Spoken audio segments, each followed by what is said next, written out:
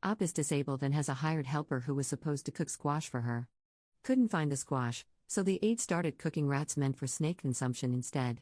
Posted by u/cptn space case. Op made a post in r/true off my chest that was titled, "Today my aide cooked what should not be cooked." I have to get this out because today feels like an actual nightmare I keep expecting to wake up from. I'm disabled and need help with things around the house. Today was the second day with a new agency and a new home health aide, Tina. I set it up so she would come by in the morning while I was sleeping. Insomnia is brutal, and I texted her last night about what I needed done today. One of those things was roasting some pre-cut squash I'd gotten so I could have it with my salads and pasta. I was very clear in my instructions, what it looked like, where it was in the fridge, how to use the oven, how to cook it. I also have a roommate who was up and told her she could ask them for help if she couldn't find anything, or come get me if truly necessary. Now, I have 3 pet ball pythons. They eat rats that I thaw from frozen in the fridge in a reusable plastic bag. Yes, that's where I'm going with this. Tina couldn't find the squash, so obviously, that meant she should roast the first other thing she saw that was also technically encased in plastic, in a completely different area of the fridge. The effing rats, in butter and salt, in my nice baking dish. And that's insane all on its own. But if you're going to cook any animal, you should at least clean and skin it first, right? Do the crazy, disgusting thing properly so I can respect the effort, instead of just sticking them in as is, fur and guts and all. And the smell, good God, baby Jesus, the smell. It woke me up and had me gagging the moment I opened my bedroom door. Definitely not squash, or food smelling for that matter. At first, I thought the squash had spontaneously rotted overnight and she tried to cook it anyway. That would have been slightly less insane, and much preferable. I had to pull it out of her what she was cooking instead. When she said she couldn't find the squash, it was in plain sight. I had to open the oven and see my snake's dinners in place of my own. And I still couldn't process what the F was happening, what I was looking at and smelling. I don't like yelling at people and generally avoid it. Today was a day for exceptions. And at the end of my half-crazed, dissociative rant, I told her to get the whole dish, its contents, and herself out of the effing house, and to not come back. Suffice it to say, I've contacted the agency to report it and am requesting a new aide. Now I'm sitting in a cafe, trying to calm down and eat something despite the scent memory that's taken up permanent residence and is turning my stomach. The whole house reeks like musty, sewage-dipped pork that had been left out for a whole day before being cooked in rancid oil, and I'm not sure Febreze is gonna cut it. I don't want to go home. Edit. Some further clarification about things people were asking in the comments. Tina spoke fluent English without an accent. She's either a native speaker or has been speaking it since she was very young.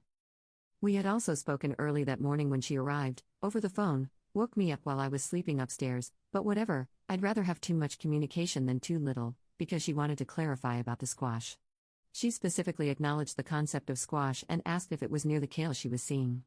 I said that sounded right and that it should be labeled. She said okay. I reminded her that if she couldn't find it, she should ask my roommate for help.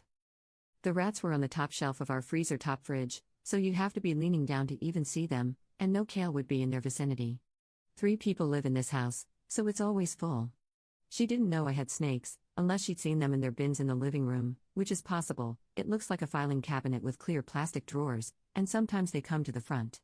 They're very quiet pets and don't even count with my landlord, so sometimes I forget to mention them when people ask about pets, as they're usually asking due to allergy concerns. So when the agency asked, I was focused on our cats. They know now, of course, but Tina had no reason to think she should be preparing a pet's meal. That was never established as part of her duties when I met with her and an agency nurse the day before to go over everything. Also, snakes can't eat cooked meat, even if it's safely prepared. It would make them sick, so it couldn't still be used. Update 1 week later. Apologies for the late update. As I'm sure you can imagine, the last week was exhausting. This is just to provide what closure I can and to go over how my last conversation with Tina went, the day after the incident. When I was on my way to the cafe to escape the house last Tuesday, she actually texted me an apology, saying, "I'm so sorry, I feel so stupid and bad. This has never happened before," and offered to pay me back for the rats and the dish, as I had mentioned the rats were expensive. Which is honestly more than I was expecting, but never happened before. Well, I sure effing hope so.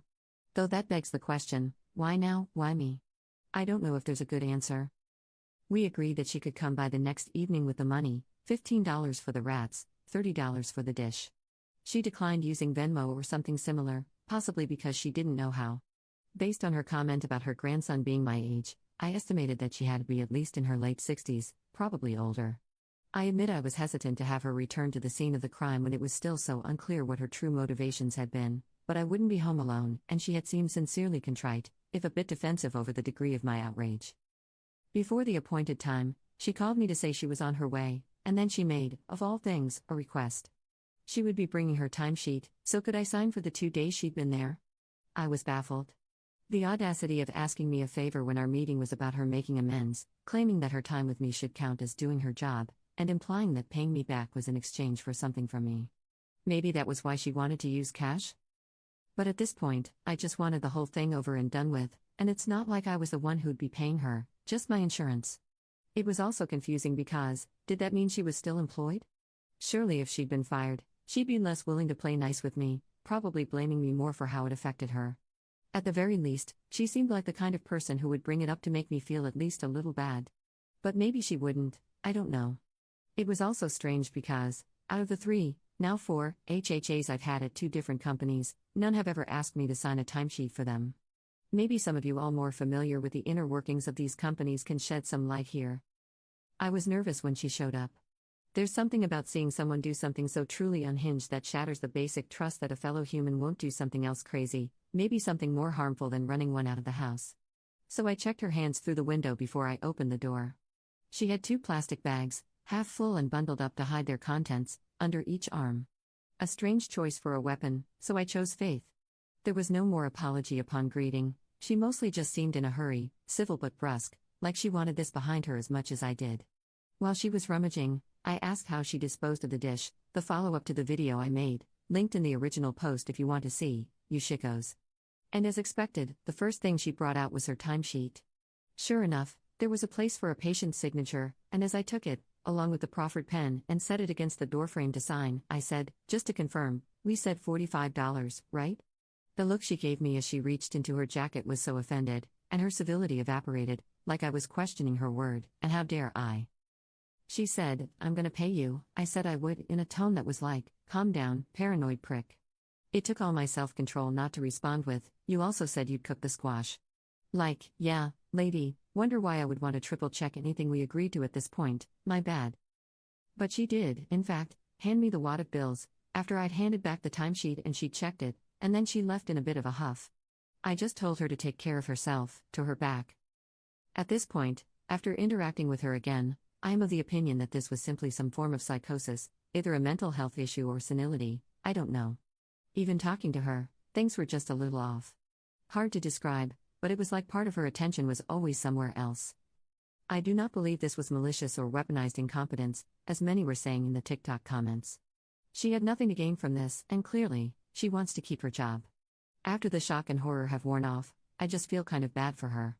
She clearly shouldn't be in this profession, which, by the way, she said she's been in for 30 years, so I blame these companies more for not being thorough in their hiring and training process. Psych evils should be par for the course, surely.